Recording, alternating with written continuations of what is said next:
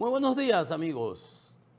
Francisco Antonio Méndez y el programa Economía y Mercado les saludan este lunes, señores, lunes 13 de julio del 2026, con 27 grados Celsius aquí en La Julia, Distrito Nacional. Bueno, mes de julio, séptimo mes del año. ¿Y qué tenemos para compartir con todos ustedes en el día de hoy? Bueno, venimos de una semana muy cacerolada, protestas, muchas protestas cívicas, evidencia de que nosotros, como yo decía en algún momento la semana pasada, hemos avanzado. Oía gente acabando con los que protestaban, que la inflación aquí, un programa, específicamente un programa porque había otros diciendo opiniones muy diferentes. O sea, en sentido estricto, estaban culpando a los que protestaban, esa clase media que no entiende que la crisis internacional, que en otros países, que nosotros estamos mejor, qué sé yo qué, qué sé yo cuánto, que no hay tal ley mordaza, que lo que hay es un código penal, que no es de este gobierno, que es de 700 años atrás. O sea, uno oye esas cosas por las mañanas y dice, óyeme, pero señores, hay que ser muy descarado para salir de manera descarnada así, a querer tergiversar las situaciones. Ajá. Entonces tiene la gente que aplaudir con el agua al cuello, sabiendo lo que ha venido sucediendo. No hay tal crisis como decía la economista Helen Pérez Ducci. Aquí lo que hay es un desbalance fiscal porque el gobierno gasta más de lo que recauda. Y gasta más porque tiene un dispendio institucionalizado. Y recauda poco porque no persigue la evasión del ITEVIS y del impuesto sobre la renta. Entonces, evidentemente, la gente no tiene por qué sentirse alegre por relación a eso. Lo que no están entendiendo la situación son la gente que están haciendo cacerolazos en la clase media, en los barrios. No, eso estaba generalizado hasta en el interior del país. Pues todo el mundo está sufriendo el mismo impacto en los bolsillos. Eso no es de que fue el PRD, el Reformista, la Fuerza del Pueblo, el PLD. No. Ni los comunicadores, influencers que también se están dando bombo por ahí, porque lo anunció una tal Melinda, qué sé yo cómo se llama. Eso no es así. Lo que pasa es que la gente, alguien puede decir, vamos para la plaza de, qué sé yo, de Juan Dolio, de Juan Barón, de La Bandera, de para aquí para allá, para el Parque de la Independencia, y pues coge un grupo. Pero ya cuando la gente reacciona de manera espontánea porque está convencida, porque también está en ese tenor, no de llegar a otras consecuencias, ni salir a quemar, ni hacer esos desmanes, pero protestar con todo el derecho. ¿Para qué? ¿Para qué lo hacemos nosotros, los clase media? Como lo hacemos desde este programa, que se lo decimos permanentemente. Lo que pasa es que la obcecación, ese delirium tremens que se le genera a los funcionarios de las administraciones, se emborrachan de poder, se convierten en arrogantes, indolentes, porque ellos también y solamente viven en una burbuja. Viven en una burbuja de los que les rodean, que le dicen que tú te la estás comiendo. Tú lo estás haciendo, tú eres lo máximo. No, tú eres un PhD, tú no eres ni siquiera bachiller, ¿no? Ahora tú eres un PhD en gerencia, oye. Y entonces el tipo se lo cree.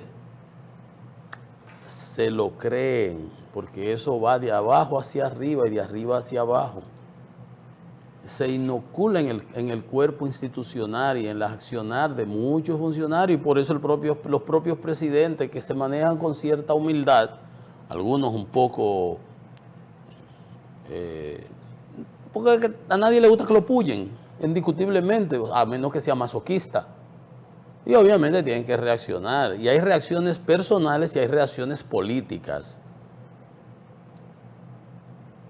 Por ejemplo, una vez al presidente Medina le preguntaban la corrupción, que el embajador que dijo, pero ¿cuál corrupción? Y todo el mundo entendía que era una corrupción generalizada en ese entonces, pero esa es una reacción política, defendiendo su gestión, de su gobierno. No porque él no estuviera enterado, porque siempre está más enterado que todo el mundo, y se sabían y se denunciaban casos y cosas. Lo que pasa es que son sus bueyes y tenía que arar con sus bueyes. Después se vieron. Bueno, pero que hay reacciones que son a veces personales, otras que son políticas. Entonces se separan.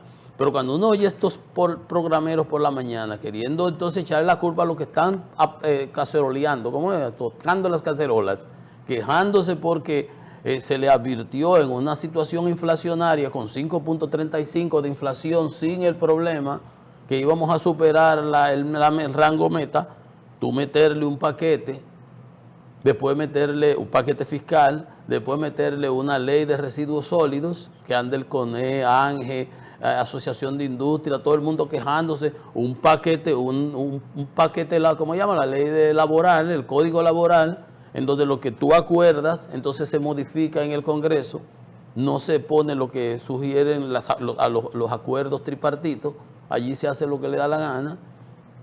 Un menjurje con la educación y los ministerios. Entonces, evidentemente, sales con que va a frizar la gasolina habiendo bajado a $68 el barril, que la vas a frizar por 3 meses. Pero señora, ¿a quién se le ocurre? Ha tenido que bajarla 2 meses, 2 semanas consecutivas, que es lo natural, pero la actitud y la manera provocó todas esas cosas. Entonces, los culpables son los que están tocando cacerola.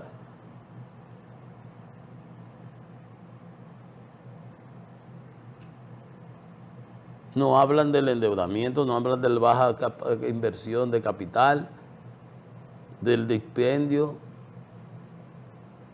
que decía ella, Helen Pereducci.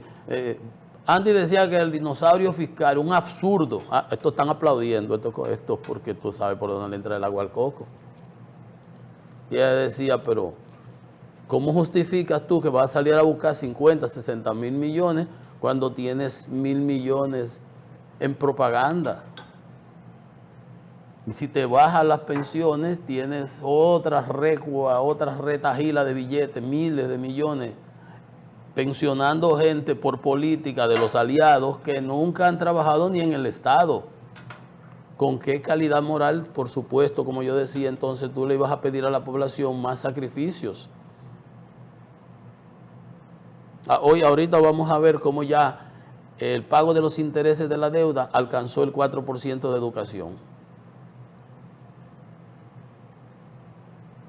Advertido, y cogiendo más préstamos, y los otros días 600 millones, y acaban de mandar otro paquete más con 400 y pico.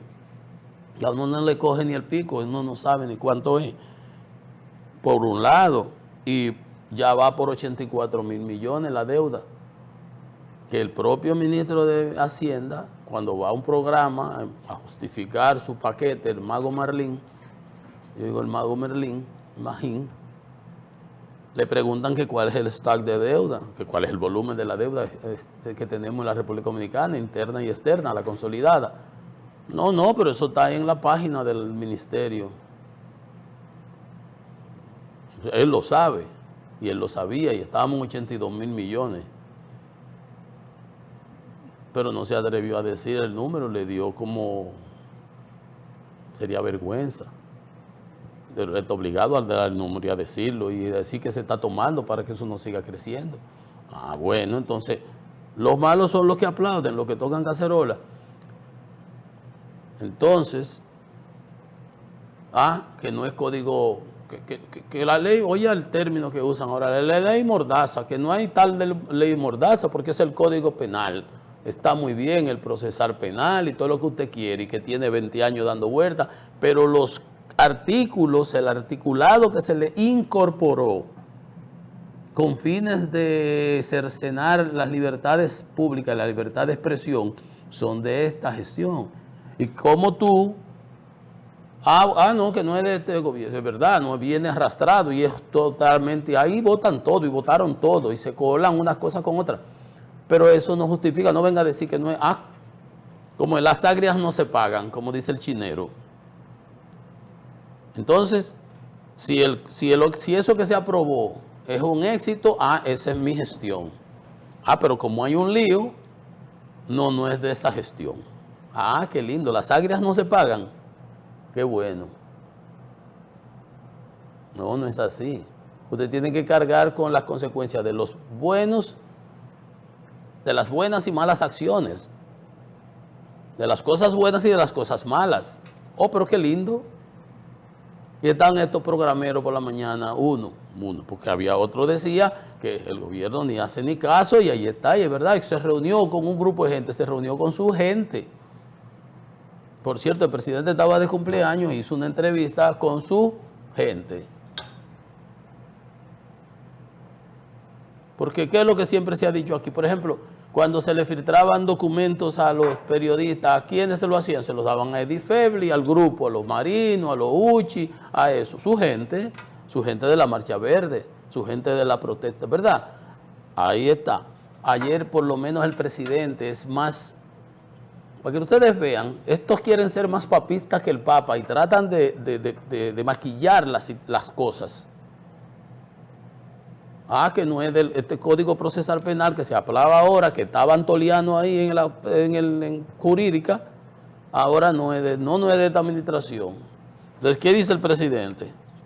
Los cambios en el Código Penal, ahora han mandado a cambiar 18 artículos, se reunió con los influencers y están quejándose de estos comunicadores, porque parece que era con ellos que querían que se reunieran. Como nosotros aquí no tenemos vela en ese entierro, ni vamos a la semanal, ni íbamos a la semanal, ni nos invitaban, ni nos preocupaba, ni no íbamos, ni hemos estado nunca en ninguna de esas actividades, porque nosotros somos periodistas, nosotros sí hacemos un programa y damos opinión y comentamos. Pero esto están quillados porque fueron ahí el Piro que le dijo de tigre a Pacheco, y el otro es el Foque, que es yo, es Matías, que fue, se reunieron con el presidente porque ellos estaban quillados con el asunto de esa ley, de la mordaza, que ahora que no hay tal ley mordaza. Claro que eso que ustedes metieron ahí, esos 18 artículos que se van a modificar es para amordazar. Y todavía hay muchas cosas más que están ahí. Y no exime a nadie, porque ¿qué he dicho? Ahí lo que son sellos gomígrafos. Y cuando la oposición dice algo, como quiera lo aplastan. Pero cuando aprueban algo que no está de acuerdo, si yo no estoy de acuerdo con algo y me van a colar 10 artículos, a mí hay que matarme para que yo vote por eso. Y para callarme menos, mucho más. Yo voy a dejar mi posición por escrito, la voy a expresar y hay que darme mi turno y no voto. Voten ustedes, y yo no estoy de acuerdo, o estoy de acuerdo con todo o no estoy de acuerdo, porque entonces luego te lo sacan en cara, por tú ser parte del espíritu de cuerpo. Entonces, ¿qué dijo el presidente? Cambios al Código Penal fueron consensuados durante meses por diversos sectores. Los supuestos cambios, esos que se van a someter ahora, según dice el presidente, pero tiene un año eso de que se aprobó y se zancochó. Pero lo que yo digo, cuando se quiso pasar el de Aerodón, en 3 días, y pisácola. Cuando se quiso meter lo del DNI, la otra, que tuvo que echarla para atrás, que el Tribunal Constitucional y unas cosas ahí que hubo, se aprobó. ¿Ustedes se recuerdan qué día? Fue el 30 de diciembre. A las 12 de la noche estaban esos sacrificados legisladores pasando una cosa que hasta la trabajadora de tu casa tenía que darle datos al DNI. Los periodistas y el que dijera una cosa tenía que ir a cantar, si no le salían unos años de prisión. Ya yo no me acuerdo. Es recurrente la intención de cercenar las libertades públicas, de callarle la boca a la gente. Se la callan a papeletazo limpio. Le meten el paquete de billete en la boca. ¿Ustedes saben? Pero era igual que yo les digo, ustedes buscaban el día antes de la aprobación del paquete fiscal del parche, y todos los comunicadores, el 90% de todos esos programeros estaban aplaudiendo con el agua aquí. Sabíamos que nos iban a clavar de 0.15 a 0.20 la transferencia, que la indexación no nos la iban a dar, nada más era un pedacito para que cojan ahí, para que tranquilicen, que el anticipo no lo iban a eliminar para la micro y empresa, pero lo iban a extender, lo que iban a hacer en lugar de 12 pagos, 4 pagos o 3 pagos, ni siquiera sé. Al otro pasan una ley por debajo de residuos sólidos, que no es más que un impuesto para los ayuntamientos, para buscarle cuartos, de que tú tienes que dárselo por el 10% que está en el presupuesto y no se lo das. Y entonces, que tiene que pagar una empresa que tiene 0 de beneficio, tiene que pagar 5,000 pesos. Pues si yo tengo beneficio, ¿por qué tengo ni gasto ni nada? ¿Qué lo voy a pagar? Ah, no, todas esas cosas se cuelan y se dicen. Y usted veía a todo el mundo, no, porque, que fue lo mejor que se pudo hacer, el mago, la magia de Magín. Porque no se tocó el ITEVIS. Ah, pero ¿y todas las otras cosas? ¿Cómo lo cataloga Andy? Un absurdo fiscal, un dinosaurio. Ah, ahora han empezado a salir el CONE, Ángel, Asociación de Bancos, Azonadores. ¿Quién más? Titirimundi. Entonces los malos son los que están aplaudiendo con la cacerola. Ah, ¿qué dicen? No, porque eso debió discutirse. Azonadores, el 10%, el $10 a los pasajes, otro paquete más para el uso de la maleta, para recoger la cosa. Vamos a matar la gallina de los huevos de oro. La Asociación de Bancos dice, estamos caminando para la digitalización, para que anden sin efectivo, para que todas las transacciones se formalicen, se hagan la bancarización. Entonces metemos una cosa que lo que hace es que encarece el costo, desincentiva, es como el cangrejo. Cuando tú no haces tu papel y tu trabajo, que tiene que ser, sale a perseguir el fraude, la evasión, reduce el gasto tributario, esas exenciones. Decía Pedro Urrutia en estos días de la DGI, don Pedro, algo lógico, decía, ¿para qué necesita una iglesia? Porque aquí hay miles de iglesias y reciben subsidios, cosas, exoneraciones y cosas, y que para qué necesitaba un Mercedes-Benz, un carro de lujo. Un bendito pastor, que no debe ser bendito, sino lo otro. Pero yo no lo voy a decir por la mañana aquí, ni voy a tampoco, ¿verdad? Pero es verdad, él tenía razón, que una ONG, que un Mercedes-Benz, pues cómprese un carro de eso utilitario, o una camioneta de doble cabina que le sirve para meter cosas atrás, además. ¿Usted se da cuenta? Sí, porque esas son las cosas. Entonces tienen la autoridad, la administración que hace su papel. Entonces, por ejemplo, ¿qué decía el presidente Abinader ayer en una entrevista que le hacían ahí? Una entrevista con esos píchamelo suave, pero ¿qué se puede esperar? Pero él dice que esas propuestas de modificación se trabajaron durante, dice él, que varios meses con diversos sectores. Nadie sabía que eso se había trabajado, lo que ha habido muchísimas quejas. Y los periódicos y los comunicadores y todo el mundo hablando de la ley, que por eso se le dice mordaza. Ah, que no es mordaza, porque el Código Penal, sí, pero en el Código Penal se establecieron unos, es como que una carretera, bueno, de la autopista Duarte, pero de Bonao, de Piedra Blanca a Bonao, la vamos a dejar toda llena de hoyo y así. Entonces, en esa autopista, que es el Código Procesal, hay un tramo que es el que cercena toda la libertad de expresión. Entonces, por eso es mordaza. Ah, no, que semántico, que oye, que dicen, que ni saben lo que están diciendo. No, aquí todo el mundo sabe que eso es así. Y además, que eso lo conozcan los abogados. Pero la gente grita. Hasta el propio presidente tiene que admitirlo. Dice, sí, no hemos reunido con grupos, fueron trabajadas con especialistas, comunicadores, consultoría jurídica y otros sectores sociales. No sabíamos nada de eso, pero si él lo dice, uno tiene que creerle. Pero en todo caso, aquí el punto es por qué se dejó llegar hasta ahí.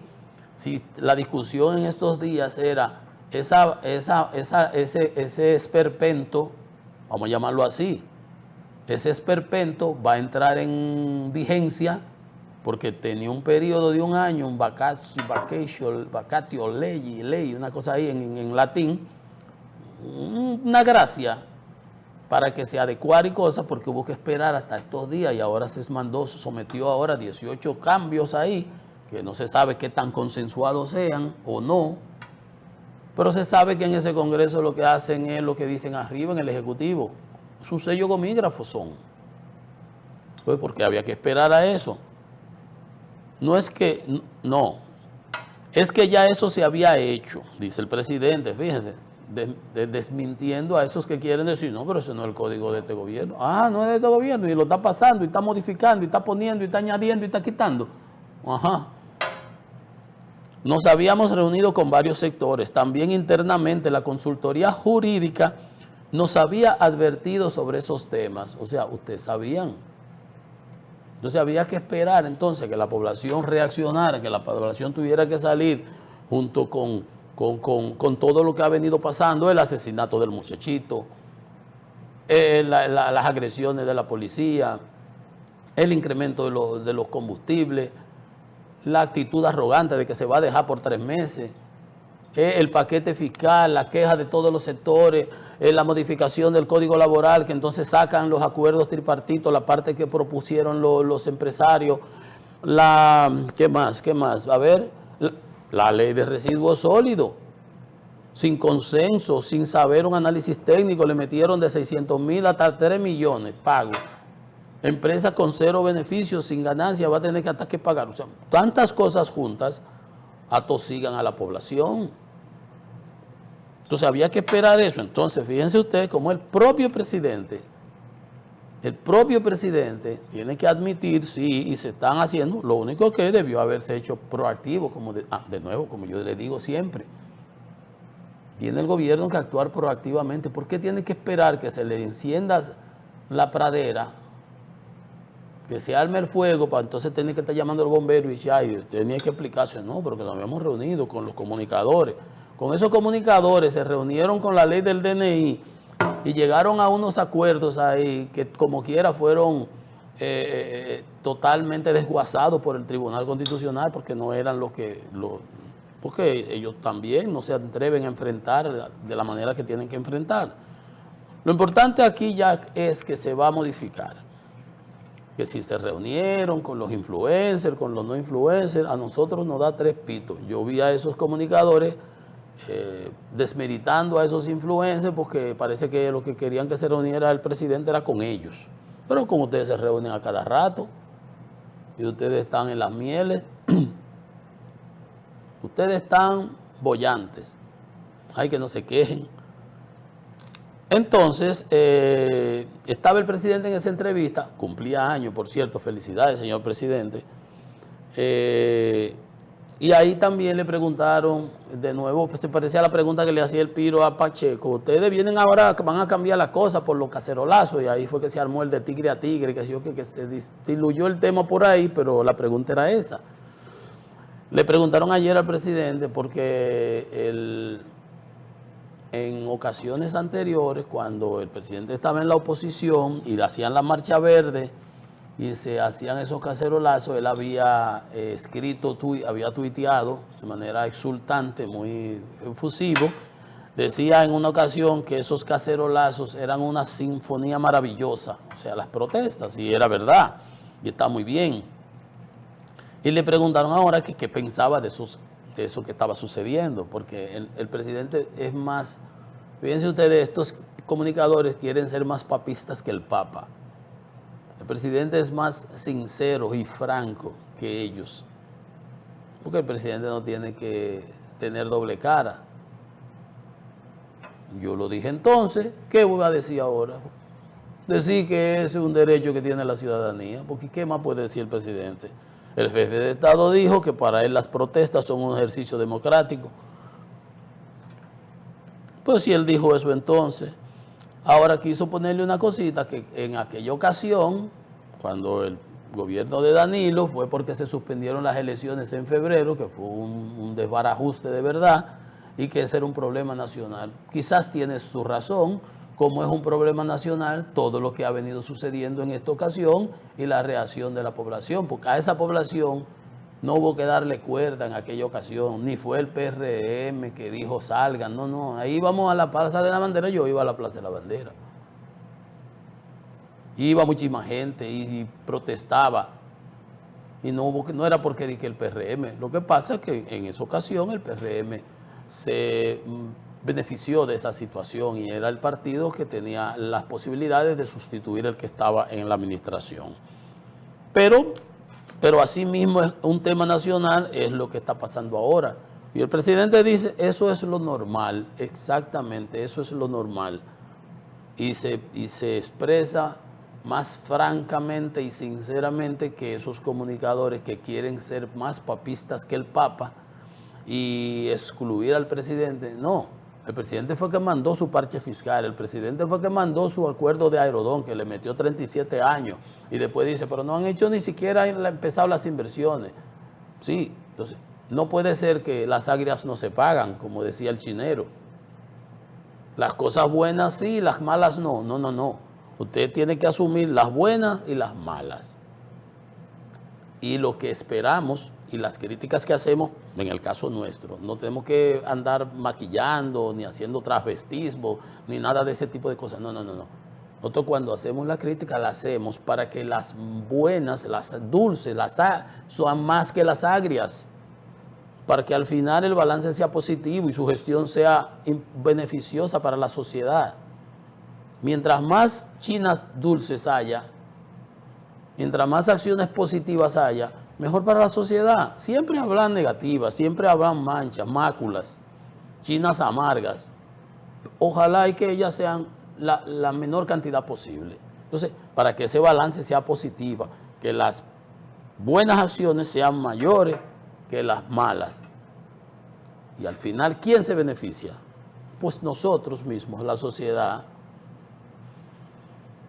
Porque antes decía yo acá en el programa, es que esto no debe ser un asunto de quién lo haga, él lo hizo mal, no, es que él lo hizo bien, pero yo lo puedo hacer mejor. Obviamente, el que está en la oposición le va a sacar las chinas agrias, las malas acciones, y el que está en la administración va a tratar de potenciar sus buenas acciones. Cuando nosotros decimos aquí, eso es lo que queremos, que corrija las cosas que están mal. Porque al final estamos todos metidos en este barco. Y lo importante es que lleguemos a puerto seguro. Entonces contribuye uno más haciendo esas críticas constructivas, señalando esas pifias, esos desaciertos, esos errores, para que sean corregidos. Si la administración no los corrige, ya son otros 500. Si la administración no le hace caso a uno, ya esos son otros 500. Ahora, la responsabilidad de uno es hacer esos señalamientos de buena voluntad para que sean corregidos y para que la gestión sea lo más eficiente posible. Ahora le toca a la administración tomar los correctivos del lugar. No echando cuento y contando con esos comunicadores y con esas narrativas que en realidad la población no la compra. Igual, yo dije aquí, cuando vi los números, digo, el banco da todos sus números. Hoy Andy Dauajer hace un artículo, se pregunta, ¿crecimos 4.2%? Recuerdan, y yo cuando el banco da los números, yo trato de sacar cositas, y digo aquí, dice él, dice Andy, empresarios y analistas han externado su sorpresa ante este resultado favorable, cuestionándose sobre la veracidad del mismo. Si es cierto, si no es un invento del Banco Central. Dice que un amigo empresario le preguntó, Andy, pero la economía está paralizada. Hoy he conversado con amigos de diferentes áreas, empresarios, y todo el mundo está al grito. ¿Cómo es que crecimos 4.2? Y él dice que empezó a hurgar y a buscar datos, y dice que evidentemente cuando la economía crece poco, como el año pasado, 2.1, en pudiera tener un rebote estadístico, que fue una discusión que tuvieron Leonel Fernández y Valdés Albizu, el presidente Fernández y el gobernador del Banco Central, cuando el COVID y después lo que se creció, que decía Fernández, el presidente Fernández, que era el rebote estadístico, lo cual lo dijo la CEPAL, lo cual era la verdad. Bueno, entonces dice Andy, hace un análisis de algunos renglones y parámetros que se usan para evaluar si en el 25 esto fue más ¿cómo es que ahora el crecimiento es mayor que siendo el 25? Dice, los niveles de ingresos brutos por venta, lo que se paga de ITEVI, yo vendo y si vendo mucho, pago más ITEVI. Bueno, aumentaron 11.3 ahora en mayo, del 26, de enero a mayo, en este 26. Pero las ventas reales crecieron 6.5 en el mayo 25. Y en los primeros 5 meses del 26, 6.1. Ajustándolo en valores reales por inflación, deflactores y eso. Entonces está significando aquí, si el ITEVI en real, ventas reales, creció en el 25, 6.5, ¿cómo es que ahora en el 26, creciendo 6.1, la economía creció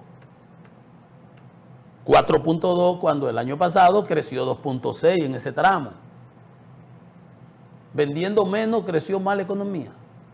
No hace sentido. ¿Cómo se explica que si el Producto Real creció 2.6 en el 25, cuando las ventas reales eran 6.5 y ahora son 6.1, ahora vamos a crecer 4.2? Explícame. ¿Con qué agua fue que le echamos a este carro que corrió? Porque no fue gasolina. Eso es con lo ITEVI. Y dice también el financiamiento, que lo usa mucho el Banco Central, bajamos el crédito, bajaron las tasas de interés, etcétera, etcétera. Dice, en el 26, el financiamiento creció 8.4. Estamos hablando de enero a mayo, en los primeros meses. Creció 8.4. Pero el año pasado, 25, en el mismo periodo, porque se compara manzanas con manzanas, creció 10.6. ¿Cómo es que el financiamiento, que es la salvia, que es la sangre, que es la clorofila de la economía, creció menos ahora y entonces tenemos el doble de crecimiento económico, 4.2 en lugar de 2.6 que fue el año pasado? Explíquemelo, este cangrejo, ¿cómo es que se mueve? Porque debiera, si hay más financiamiento, pues debiera crecer más, pero hay menos financiamiento. ¿Cómo es que entonces crecimos tanto?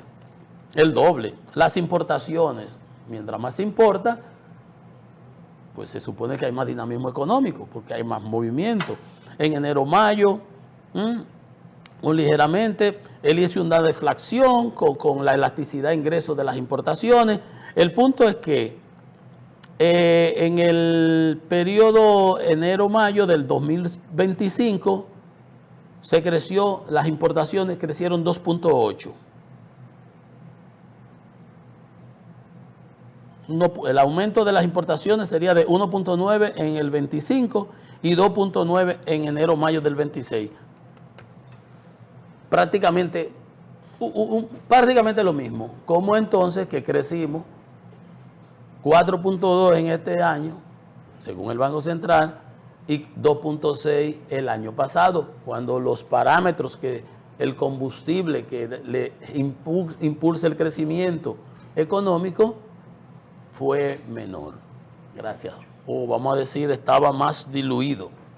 Pero dice Andy que al final del día va a quedar registrado que en el 2026, en el primer semestre, porque lo dice el Banco Central, crecimos 4.2. No importa lo que piense o perciban los empresarios y mucho menos los economistas. Ustedes saben la ironía que está implícita en eso.